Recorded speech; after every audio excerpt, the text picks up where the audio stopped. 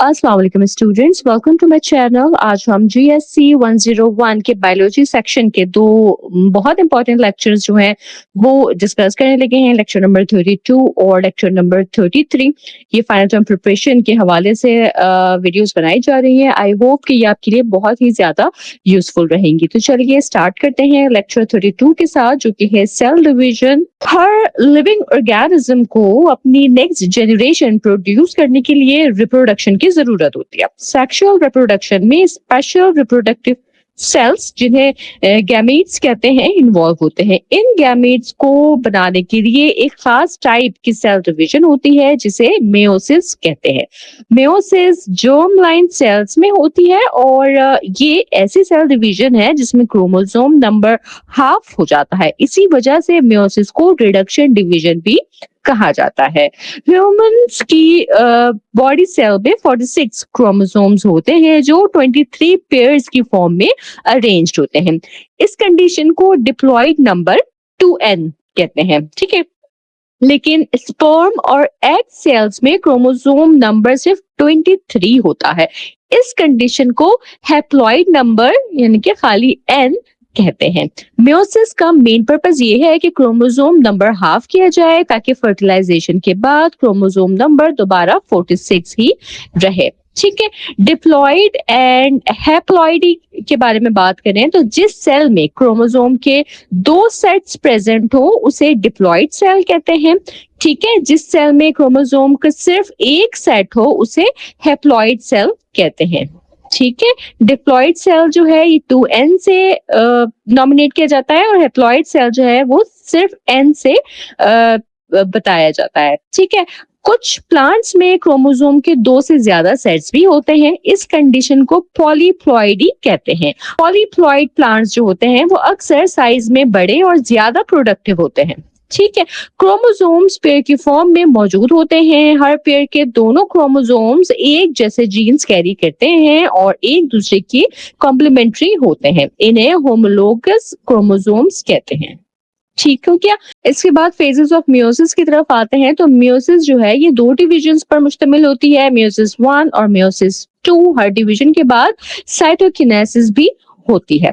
Meiosis 1 जो है ये बहुत इंपॉर्टेंट डिवीजन है क्योंकि इसी स्टेज में क्रोमोसोम नंबर हाफ होता है। इसके 4 स्टेजेस हैं, प्रोफेज 1, मेटाफेज 1, एनाफेज 1 और टेलोफेज 1। प्रोफेज 1 मेयोसिस का सबसे लंबा फेज है। इस स्टेज में होमोलोगस क्रोमोसोम्स पेयर बनाते हैं। इस प्रोसेस को साइनेप्सिस कहते हैं। क्रोमोसोम्स के दरमियान जेनेटिक मटेरियल का एक्सचेंज होता है।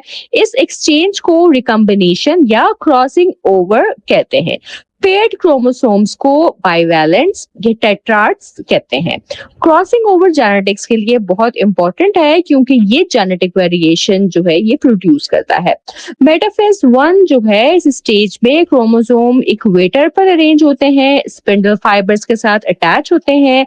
हर होमोलोगस क्रोमोसोम के पास इक्वल चांस होता है कि वो किसी भी डॉटर सेल में जा सकता है। इसी वजह से ऑफस्प्रिंग अपने पेरेंट से डिफरेंट कैरेक्टरिस्टिक्स रखते हैं। एनाफेज 1 का जो स्टेज है इस स्टेज में होमोलोगस क्रोमोसोम्स ऑपोजिट पोल्स की तरफ मूव करते हैं। सिस्टर क्रोमेटाइड सेपरेट नहीं होती। रिजल्ट ये होता है कि क्रोमोसोम नंबर जो है वो हाफ हो जाता है। टेलोफेज 1 और साइटोकिनेसिस जो है इसमें क्या होता है कि क्रोमोसोम्स पोल तक पहुंच जाते हैं और सेल डिवाइड हो जाता है। रिजल्ट क्या होता है कि 2 हैप्लॉइड डॉटर सेल्स बन जाती हैं, ठीक है। मेयोसिस 2 जो है ये बहुत हद तक माइटोसिस की तरह ही होती है। इसमें क्रोमोसोम नंबर चेंज नहीं होता। इसकी स्टेजेस प्रोफेज 2, मेटाफेज 2, एनाफेज 2 और टेलोफेज 2 है। प्रोफेज 2 में क्या होता है कि क्रोमोसोम्स दोबारा विजिबल हो जाते हैं और स्पिंडल फाइबर डेवलप होती है। मेटाफेज 2 में क्या होता है कि क्रोमोसोम्स इक्वेटर पर अरेंज हो जाते हैं। एनाफेज 2 में सिस्टर क्रोमेटाइड सेपरेट हो जाती हैं और ऑपोजिट पोल्स की तरफ मूव करती है। टेलोफेज 2 और साइटोकिनेसिस में क्या होता है कि न्यूक्लियर मेम्ब्रेन्स दोबारा फॉर्म होती हैं और साइटोप्लाज्म डिवाइड हो जाता है। फाइनल रिजल्ट में 4 हैप्लॉइड डॉटर सेल्स बन जाती है। ठीक है। मेयोसिस के बहुत इंपॉर्टेंट फंक्शन जो हैं उनमें शामिल हैं गैमेट्स प्रोड्यूस करती हैं मेयोसिस, ठीक है, क्रोमोसोम नंबर मेंटेन करती है, जेनेटिक वेरिएशन प्रोड्यूस करती है और इवैल्यूएशन और एडेप्टेशन में हेल्प करती है। ठीक है, इसके बाद हम बात करते हैं एनवायरनमेंट एंड ट्विन्स की। तो आइडेंटिकल ट्विन्स का जेनेटिक मटेरियल सेम होता है, लेकिन अगर आइडेंटिकल ट्विन्स डिफरेंट एनवायरनमेंट में ग्रो करें तो उनकी पर्सनैलिटीज और कुछ फिजिकल कैरेक्टरिस्टिक्स जो है वो डिफरेंट हो सकती हैं। ये हमें बताता है कि जीन्स और एनवायरनमेंट दोनों मिलकर कैरेक्टरिस्टिक्स प्रोड्यूस करते हैं। ठीक है, इसके बाद आगे बढ़ते हैं लेक्चर 33 की तरफ, जो कि है क्रोमोसोम्स, डीएनए एंड जीन्स। सबसे पहले इधर आ जाता है heredity and information flow. Living organisms की एक इंपॉर्टेंट प्रॉपर्टी जो है वो रिप्रोडक्शन है। जब ऑर्गेनिजम्स रिप्रोड्यूस करते हैं तो अपनी कैरेक्टरिस्टिक्स नेक्स्ट जनरेशन को ट्रांसफर भी करते हैं। कैरेक्टरिस्टिक्स का जो ट्रांसफर है इसको हेरिडिटी कहते हैं। हेरिडिटी के सारा इंफॉर्मेशन जीन्स कैरी करते हैं। ठीक है, क्रोमोसोम थ्योरी ऑफ हेरिडिटी की बात करें तो इस थ्योरी के मुताबिक जीन्स क्रोमोसोम्स पर मौजूद होते हैं और यही जीन्स पेरेंट से ऑफस्प्रिंग तक कैरेक्टरिस्टिक्स ट्रांसफर करते हैं। जीन्स असल में डीएनए के स्पेसिफिक पोर्शंस होते हैं। क्रोमैटिन मटेरियल और जेनेटिक मटेरियल की बात करें तो यूकैरियोटिक सेल्स में जेनेटिक मटेरियल न्यूक्लियस के अंदर होता है। प्रोकैरियोटिक सेल्स में जेनेटिक मटेरियल न्यूक्लियोइड रीजन में होता है। इंटरफेज में ये मटेरियल क्रोमैटिन मटेरियल की फॉर्म में होता है और विजिबल नहीं होता। सेल डिवीजन के वक्त ये कंडेंस होकर क्रोमोसोम्स की फॉर्म में नजर आता है। ठीक है, फंक्शंस ऑफ जेनेटिक मटेरियल की बात करें तो जेनेटिक मटेरियल के कुछ इंपॉर्टेंट फंक्शंस हैं, वो ये कि ये अपनी कॉपीज बना सकते हैं, ग्रोथ और डेवलपमेंट को रेगुलेट करते हैं, ऑर्गेनिजम्स को एनवायरनमेंट के मुताबिक एडेप्ट करने में हेल्प करते हैं। ठीक है, इसके बाद बात करते हैं क्रोमोसोम्स, डीएनए और जीन्स की। क्रोमोसोम्स जो हैं ये डीएनए और प्रोटीन से मिलकर बनते हैं। डीएनए प्रोटीन्स के गिर्द रैप्ड होता है, ठीक है, लिपटा हुआ होता है। इन प्रोटीन्स में हिस्टोन प्रोटीन्स और नॉन हिस्टोन प्रोटीन्स जो हैं ये इंक्लूडेड होते हैं। ठीक है, इंट्रोडक्शन टू डीएनए की तरफ आते हैं तो डीएनए का फुल फॉर्म है डीऑक्सिरिबोन्यूक्लिक एसिड। डीएनए एक बहुत बड़ी मैक्रोमोलिक्यूल है जो क्रोमोसोम के अंदर ऑर्गेनाइज होती है। प्रोकैरियोट्स में डीएनए सर्कुलर होता है, यूकैरियोट्स में डीएनए लीनियर होता है।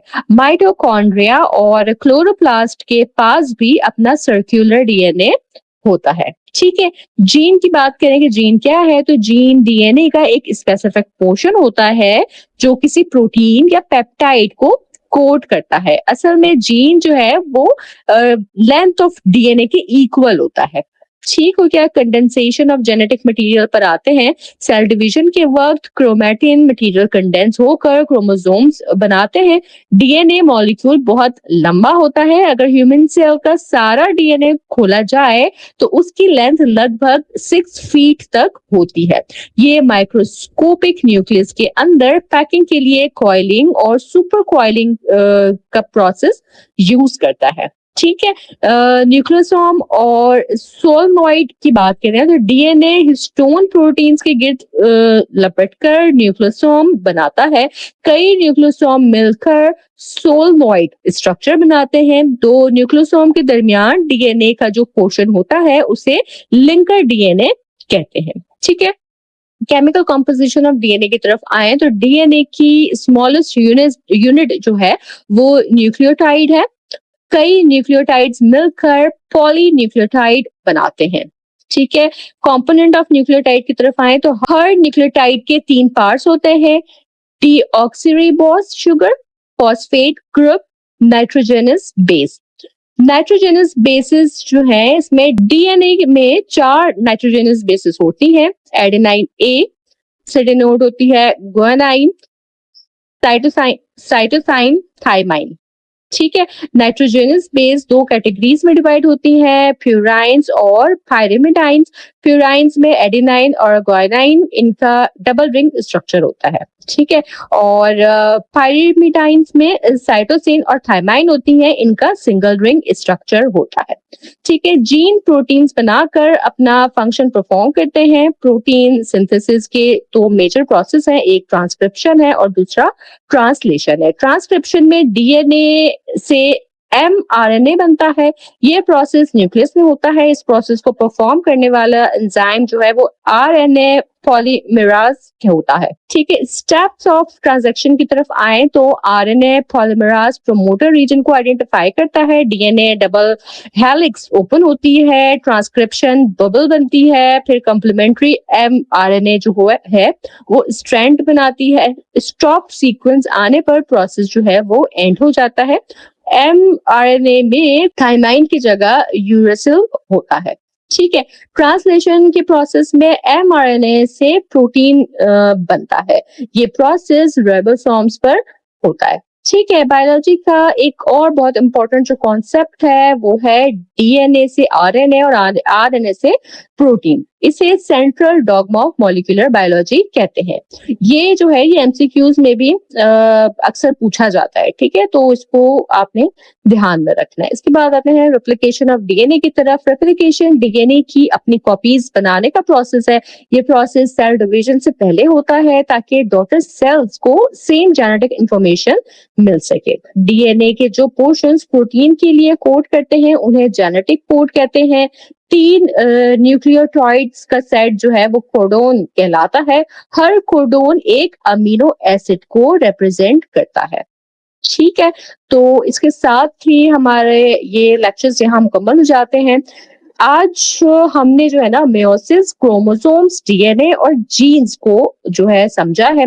एग्जाम पॉइंट ऑफ व्यू के हिसाब से ही मैंने इन लेक्चर्स को प्रिपेयर किया है ताकि जो इम्पोर्टेंट पॉइंट्स हैं सिर्फ वो आपके जहन में रहें ताकि आप एमसीक्यूज में या शॉर्ट क्वेश्चन आंसर्स में अच्छा परफॉर्म कर सके। ठीक है, हमने आज के लेक्चर में ये समझा कि मेयोसिस क्रोमोसोम नंबर को मेंटेन रखने और जेनेटिक वेरिएशन प्रोड्यूस करने के लिए जरूरी है। फिर हमने हेरिडिटी, क्रोमोसोम्स, डीएनए के स्ट्रक्चर्स, जीन्स, ट्रांसक्रिप्शन और ट्रांसलेशन के कॉन्सेप्ट्स को भी समझा। ठीक है, अगर आप इन पॉइंट्स को डायग्राम और एग्जांपल्स के साथ जो है प्रिपेयर करेंगे, हैंडआउट्स इसको देखेंगे, तो ये कि आपकी फाइनल टर्म के लिए कॉन्सेप्ट मजीद क्लियर होंगे और इंशाल्लाह आपके एग्जाम में ये बहुत हेल्पफुल रहेंगे। इसके साथ ही मेरा लेक्चर यहाँ मुकम्मल होता है। अगर आपको कोई सवाल हो या आप लेक्चर के हवाले से कोई फीडबैक देना चाहें तो कमेंट सेक्शन में जरूर बताइएगा। चैनल पर नए हैं तो सब्सक्राइब करना हरगिज़ ना भूलिएगा और मेरे लेक्चर्स को अपने फेलो स्टूडेंट्स तक भी पहुंचाइए ताकि आपकी तरह दूसरे स्टूडेंट्स भी इन लेक्चर से फायदा हासिल कर सके। मैं इंशाल्लाह ताला अपने नेक्स्ट वीडियो के साथ जल्द हाजिर होंगी। तब तक आप सब अपना बहुत ख्याल रखिएगा। अल्लाह हाफिज।